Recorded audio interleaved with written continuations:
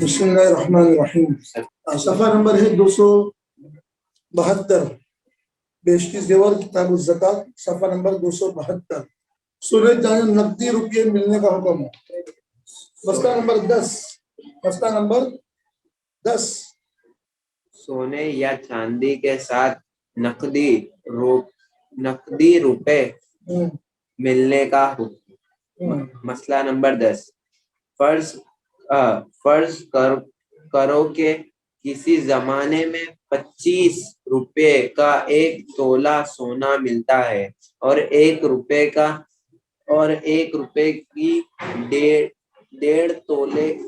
डेढ़ तोला चांदी मिलती है और किसी के पास 2 तोला सोना और 5 रुपए जरूरत से ज्यादा है और साल भर तक वो रह गए तो उस पर ज़कात वाजिब है, क्योंकि 2 तोला सोना 25 रुपए का 50 रुपए का हो और हुआ और 50 रुपए के चांदी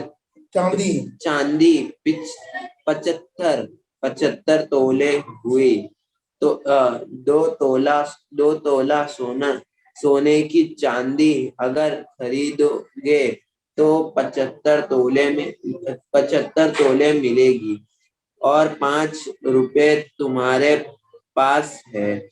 इस हिसाब से इतने मिकदार से बहुत ज्यादा माल हो गया जितने पर ज़कात वाजिब होती है। अलबत्ता अगर फक्त 2 तोले सोना हुआ, उसके साथ रुपए और चांदी कुछ ना हुए तो ज़कात वाजिब ना होगा।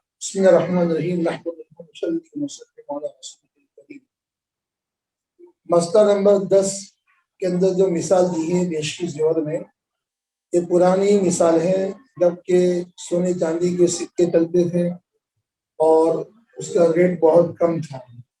जदीद मिसाल से ये मसला समझिए, किसी के पास 7 तोला सोना है। उस सूरत के अंदर लोग यूं समझते कि मेरा सोना ही सोना है और 7.5 तोला सोने पर ज़कात वाजिब होती है, लिहाजा 7 तोला होने की वजह से ज़कात वाजिब नहीं। या किसी के पास 50 तोला चांदी है, 52 तोला चांदी पर ज़कात वाजिब होती है और चांदी तो सिर्फ 50 तोला है। कोई समझता है कि 50 तोले पर ज़कात वाजिब नहीं होती, लिहाजा मेरे पर ज़कात वाजिब नहीं। तब देखा जाएगा कि इसके पास क्या सिर्फ सोना ही, सोने के साथ चांदी बिल्कुल नहीं है, ज़कात रुपये बिल्कुल नहीं है। अगर 7 तोला सोने के साथ चांदी इतनी है जिसमें आधा तोला सोना आ जाए, हिस्सा के तौर पर उसके पास आपको जैसे बताया 50 तोला चांदी है, 50 तोला चांदी को बेचेंगे तो 7.5 तोला सोने की मिकदार पूरी हो जाएगी, लिहाजा ज़कात वाजिब हो जाएगी। इसी तरह किसी के पास क्या है, 50 तोला चांदी है, यहाँ 10 तोला चांदी है, 10 तोला चांदी और 1 तोला सोना है।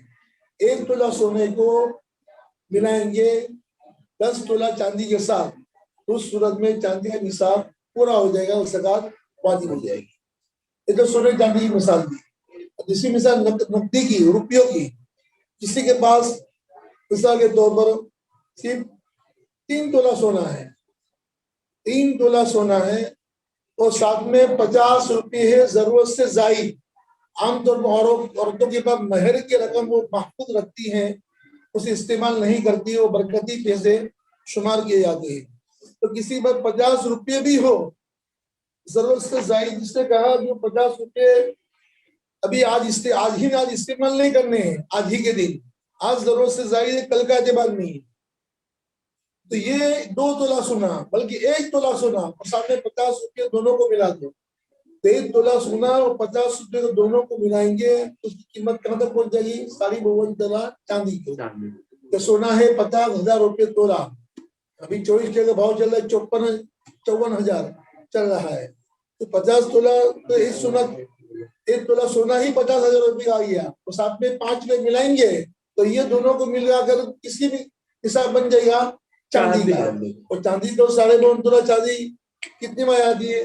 52.5 तोला चांदी, चांदी का 50,000 रुपये का भाव भी पकड़ा जाए, 50,000 रुपये भाव भी पकड़ा जाए तो उस सूरत के अंदर चांदी का निसाब 45,000 रुपये बन जाएगा, 45,000 में तकरीबन बन जाएगा, तो लिहाजा ज़कात उस पर वाजिब हो जाएगी। तो खुलासा ये हुआ कि ज़कात किस पर वाजिब नहीं होगी? किसी पर 7 तोला सोना ही सोना है, चांदी भी बिल्कुल नहीं, नकद रुपया भी बिल्कुल नहीं, तो ज़कात वाजिब नहीं है। इसे 50 तोला चांदी है और साथ में रुपया बिल्कुल नहीं और साथ में सोना भी बिल्कुल नहीं, सिर्फ 50 तोला चांदी ही चांदी है, तो फिर ज़कात वाजिब नहीं। पता है चला कि 4 किस्म के माल होते हैं, जैसे कि गुज़िश्ता 2 दिन पहले बताया था, ज़कात वाजिब होने के अंदर सोना, चांदी, नकद, रुपया और चौथे नंबर बेचने की कोई भी चीज बेचने की, तो सामान्य तिजारत कहा जाता है। तो इन चारों में से किसी 2 को मिला दिया जाए तो ज़कात का निसाब चांदी का बन जाता है, तो ज़कात वाजिब हो जाएगी। तो आगे बढ़िए, फुरकान मसला नंबर 11 पढ़िए। आप भी जिसको देखना क्या माल में इजाफे का हुक्म। मसला नंबर 11, किसी के पास 100 रुपए जरूरत से जायद रखे थे, फिर साल पूरा होने से पहले 50 रुपए और मिल गए, तो उन 50 रुपए का हिसाब अलग ना करेंगे, बल्कि इसी 100 रुपए के साथ इसको मिला देंगे। और जब 100 रुपए का साल पूरा होगा तो पूरे 150 की ज़कात वाजिब होगी। और ऐसा समझेंगे कि पूरे 150 पर साल गुजर गया। सफर नंबर ये 273 का मसला नंबर 11, दोनों ने साल में माल में इजाफे का हुक्म। मिसाल के तौर पर शुरू साल के अंदर उसके पास 1 लाख रुपए थे, और रमजान को ज़कात निकालता है तो पहले रमजान कितने रुपये? 1 लाख रुपये। और दरमियान में रमजान के जब 3 महीने बाकी है या 2 महीने बाकी है, चलो रजब में रमजान के 2 महीने पहले रजब के अंदर दूसरे 1 लाख रुपये आ गए, ये 50,000 रुपये आ गए। हम 50,000 की मिसाल लेते हैं ताकि किताब इबारत हमारी मिसाल मुंतबिक हो जाए। तो शुरू साल में कितने थे? 1 लाख रुपया, और दरमियाने साल में मसलन रजब में 50,000 रुपया है, तब ये हर साल रमजान में ज़कात निकालते तो 1 लाख की ज़कात निकालेगा कि 1.5 लाख की निकालेगा? 1.5 लाख की निकालेगा। यूं समझेंगे कि इसके पास ये पूरे साल 1.5 लाख रुपये रहे, हालांकि 1.5 लाख रुपये अभी तो लाख रुपए को साल हुआ है, तो 1.5 लाख रुपए 2 महीने हुए, रजब और शाबान। तो खुलासा ये कि आखिरी साल में जब आपका साल पूरा हो रहा है तो अपने तमाम माल का टोटल करो कि नकद रुपये कितने हैं, कितना सोना है, कितना चांदी है, दुकान का तिजारती माल बेचने का कितना है, उघरानी कितनी आने वाली है, और इसमें से देवा कर्जा बात करके जो पैसा बचता है उस पर 2.5% ज़कात निकाल।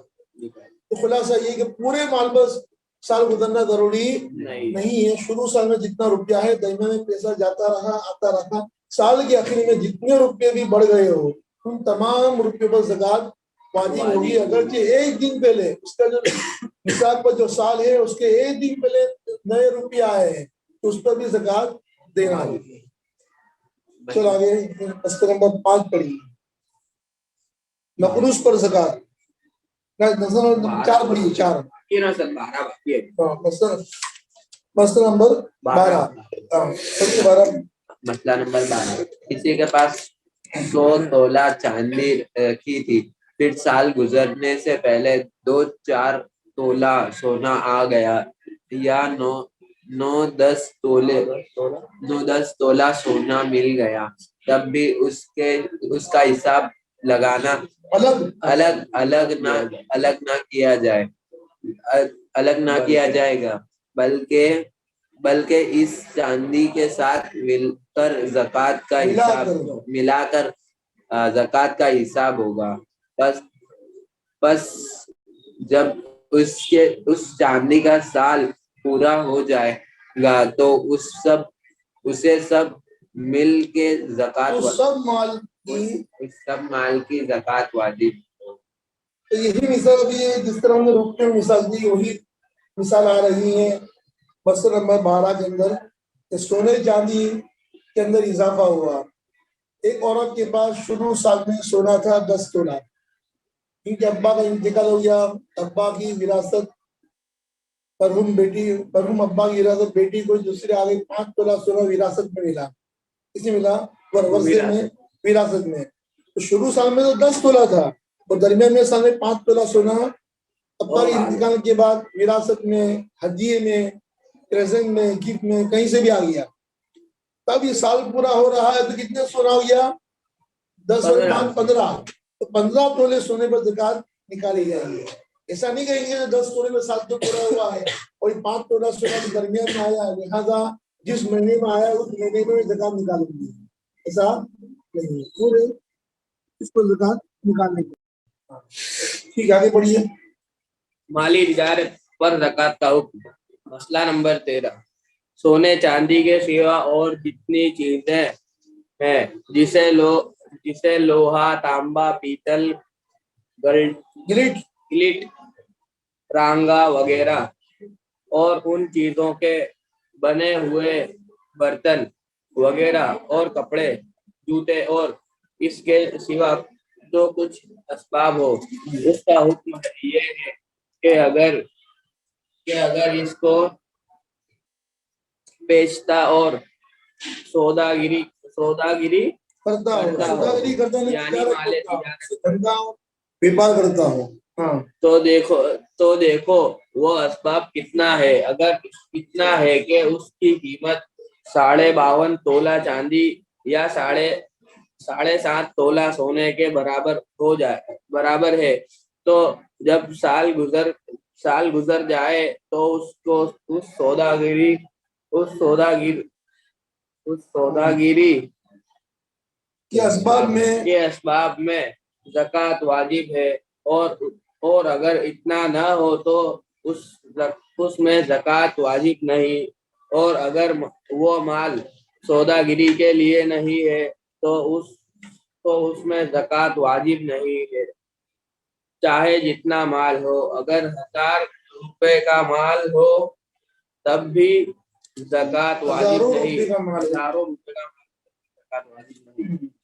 और एक मसला, ये 13 नंबर का मसला जो है, इसका खुलासा ये है कि जितने हमारे पास तिजारती माल है, किसी की जैसे किसी पर बर्तन है, वो बर्तन को इस्तेमाल नहीं करता बल्कि बेचता है, बर्तन की दुकान है या कपड़े की दुकान है, इत्र की दुकान है, जो भी चीज वो बेचता हो, फरोख्त करता हो, उन चीजों पर ज़कात वाजिब है। जो चीज इस्तेमाल करता है उस पर ज़कात वाजिब नहीं, जैसा कि आगे आ रहा है। तो ये जितने भी सौदागरी का तिजारत का माल तिजारत है, अगर वो तिजारत के माल का हिसाब लगाया जाए कि इसकी कीमत कितनी है, तो सारी भुवन तो थोड़ा चांदी तो उसकी कीमत पहुंच जाती है। मिसाल के तौर पर अभी आप चल रही है 45,000, तो 45,000 तक उसकी कीमत पहुंच जाती है तो ज़कात वाजिब होगी। वो सारी भुवन तोला चांदी की कीमत से कम है दुकान का माल, तिजारती माल, तो ज़कात वाजिब नहीं होगी। छोटा सा कारोबार है, उसकी लारी में, थैले में, उस थैले पर 20,000 का माल है, 30,000 का माल है, 35,000 का माल है, तो ज़कात वाजिब नहीं। अलबत्ता कीमती माल है, दुकान बड़ी है और उसके पास माल ज्यादा है, कितना माल है, सारी भुवन तोला चांदी कीमत को पहुंच जाए इतना माल है, तो उस तिजारती माल पर ज़कात 2.5% वाजिब होगी। तो माल बेचने का नहीं है, जैसे मशीनरी जो होती है दुकान पर, मैं एक आदमी की दुकान पर मशीनरी है, आइसक्रीम की दुकान है, डेयरी है, तो फ्रीज है, और इसी तरह स्टॉक करने का इसका जो सामान है, तो बड़ा फ्रीज है, छोटा फ्रीज है, तो फ्रीज पर, मशीनरी पर, जूस मशीन है, उस पर ज़कात वाजिब नहीं है। अलबत्ता दुकान पे जो दूध रखा हुआ है, मलाई रखी हुई है, आइसक्रीम रखी हुई है, पनीर है, घी है, ये सब बिकने का है, उसको उसका हिसाब किया जाएगा, उसका हिसाब सारी गोवंश चांदी की कीमत पे पहुंच जाता है तो ज़कात वाजिब होगी। खुलासा ये है कि माल का तिजारत होना जरूरी है। हमारे तिजारत की तारीफ आगे आ रही है, चलो आगे बढ़िए। घरेलू मसला नंबर सामान 14। और इस्तेमाल की अशिया पर ज़कात का हुक्म। इसकी मसला बड़ी नंबर अशिया चीजों पर 14। ज़कात का हुक्म। घर का असबाब जैसे पतीली, देगचा, बड़ी बड़ी डेग, सीनी, सीधे में खुंचा। हाँ सीनी, लगन और सीनी लगन थोड़ा बॉर्डर बड़ी होती है और खुंची की बॉर्डर छोटी होती है। हाँ। और खाने पीने के बर्तन और रहने सहने का मकान और पहनने के कपड़े, सच्चे मोतियों का हार वगैरह उन चीजों में ज़कात वाजिब नहीं, चाहे जितना हो और चाहे। सच्चे मोतियों का हार, डायमंड का हार, आपका डायमंड होते हैं, डायमंड का हार है, सच्चे मोतियों का हार, सोना चांदी का अलावा कोई चीज है, इतने मेटल आते ना, ब्लैक मेटल क्या बोलते हैं, प्लेटिनम है, प्लेटिनम की घड़ियाल है, प्लेटिनम की कोई जेवर है, प्लेटिनम का ब्रासलेट है, तो उसको ज़कात वाजिब नहीं, चाहे जितना हो चाहे रोजमर्रा के कारोबार में आता हो या ना आता हो, किसी तरह ज़कात वाजिब नहीं। हाँ, अगर ये सौदागिरी तिजारत का असबाब हो तो फिर उसमें ज़कात वाजिब है। खुलासा ये है कि सोना चांदी के सिवा इतना हो और जितना माल असबाब हो, अगर वो सौदागिरी का असबाब हो तो ज़कात वाजिब है, नहीं तो ज़कात वाजिब नहीं है। ज़कात वाजिब होने के लिए शर्त क्या है कि माल का तिजारती होना, तिजारती तारीफ आगे आ रही है, वो हर वो माल जिस तिजारत की बेचने की नीयत से खरीदा हो वो बेचने की नीयत बाकी हो, माल तिजारती है। तो घरेलू जो सामान है इस्तेमाल का, एक आदमी घरेलू सामान क्या है, आजकल वॉशिंग मशीन है, जूस मशीन है, फ्रिज है, इसी तरह ओवन है, और जितने भी एसी है और जितने भी इस्तेमाल के बर्तन हैं उन तमाम पर ज़कात वाजिब नहीं। अलबत्ता तो जेवरात है, जेवरात की दो किस्म है, और सोने चांदी के जेवर हैं इस्तेमाल में आते हो तो भी ज़कात वाजिब, वो सोने चांदी के अलावा और किसी चीज के जेवर है, जैसे कि आपको बताया प्लेटिनम है, सत्य कीमती मोती का हार है, इसी तरह की डायमंड का हार है, उस पर ज़कात वाजिब नहीं। अलबत्ता दुकान का जो माल है उसमें तिजारती अलावा मशीनरी है, बड़ी बड़ी फैक्ट्री है, कारखाने हैं, तो फैक्ट्री और कारखाने की मशीनरी पर ज़कात वाजिब नहीं। मशीनरी जो माल बनता है, रॉ मटेरियल है, कच्चा सामान है, बॉबिन पड़े हुए हैं रेशम के वगैरह के, जिससे आइंदा माल बनाएंगे, कलर का सामान रखा हुआ है कि आइंदा वो कलर करेगा, तो ये जो कच्चा सामान रखा हुआ है उस पर, और जितना माल तैयार हो चुका है उस पर ज़कात वाजिब होगी, मशीनरी पर ज़कात वाजिब होगी नहीं। चल आगे शारी, जोर से बोलो। किराए पर दिए हुए अशिया से ज़कात जो किराए पर दिए, भाड़े पर नहीं चढ़ाइए, भाड़े पर किराए पर दुकान दी है, मकान दी, उसकी ज़कात का क्या हुक्म? जैसे परसों सवाल भी आया था, इम्तियाज भाई ने सवाल किया था। चलो मसला नंबर 15। किसी के पास 5 घर है, इनको किराए पर चलाता है, तो उन मकानों पर भी ज़कात वाजिब नहीं, चाहे जितने कीमत का ही होवे। ऐसे ही अगर किसी ने 2-4 किसी 5 घर है और वो किराए पे चलाता है, तो उन किराए पर जितनी भी इसकी आमदनी है, फैक्ट्री कारखाना किराए पर दिया हुआ है, मकान दुकान, तो उस किराए के मकान दुकान पर ज़कात वाजिब नहीं। उसकी जो किराया आएगा उस किराए पर भी वो पैसा साल भर बाकी रहता है, इस्तेमाल होता इतना पैसा बचा है जो निसाब के बकदर, वो तो किराए की रकम पर ज़कात वाजिब होगी। कब साल गुजरने पर जितनी ज़कात आई है और जितनी ऐड हुई है और कुल जितना माल जितना भाड़ा किराया बचा है वो निसाब की कदर बचा हो तो ज़कात वाजिब है।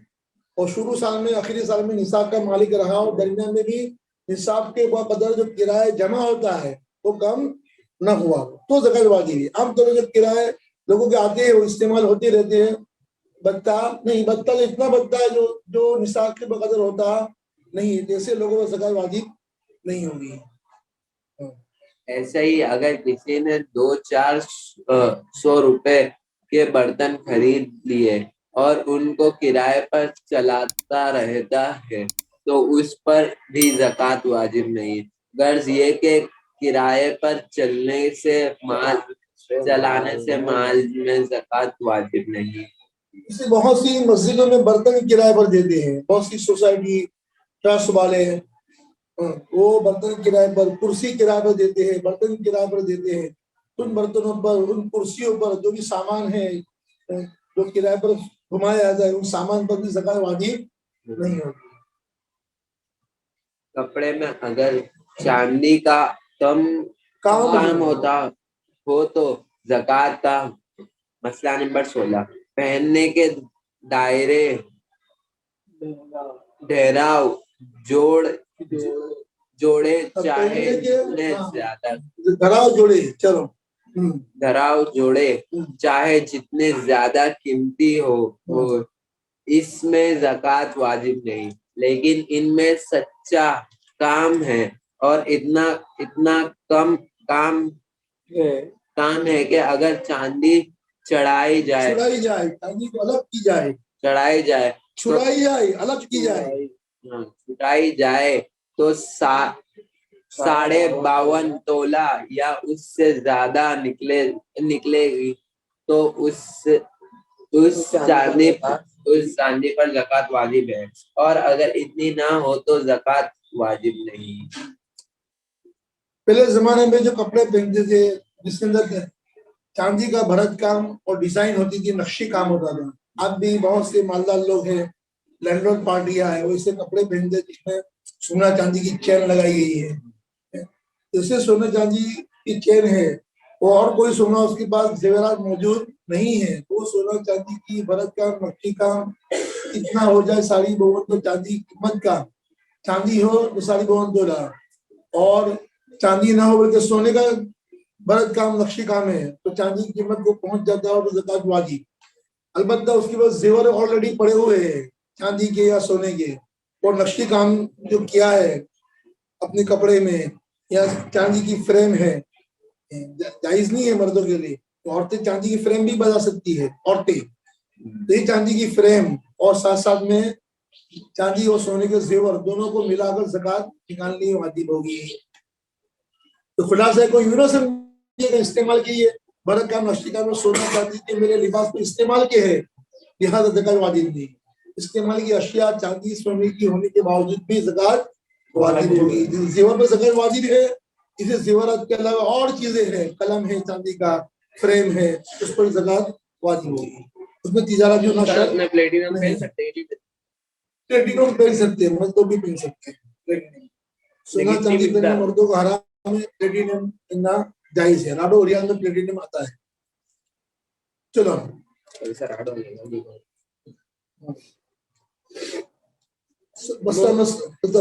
मुख्तलिफ अमवाल की ज़कात। मसला नंबर 17 किसी के पास कुछ चांदी या सोना है और कुछ सौदागिरी का माल है तो सबको मिलाकर देखो। सौदागिरी में तिजारत का माल, अगर इसकी कीमत 52.5 तोला चांदी या 7.5 तोला सोने के बराबर हो जाए तो ज़कात वाजिब है और अगर इतना ना हो तो ज़कात वाजिब नहीं। ये मसला आपके सामने पेश कर चुका हूँ। तो थोड़ा सोना है, थोड़ा चांदी है, थोड़ा तिजारती माल है, सबको मिलाया जाए तो ज़कात वाजिब। मर्द लोगों को बीवी के टेंशन, सोने चांदी का टेंशन की जरूरत नहीं है। बहुत से मर्द लोग बीवी का सोने को भी अपने दुकान के सामान के साथ ऐड करते हैं।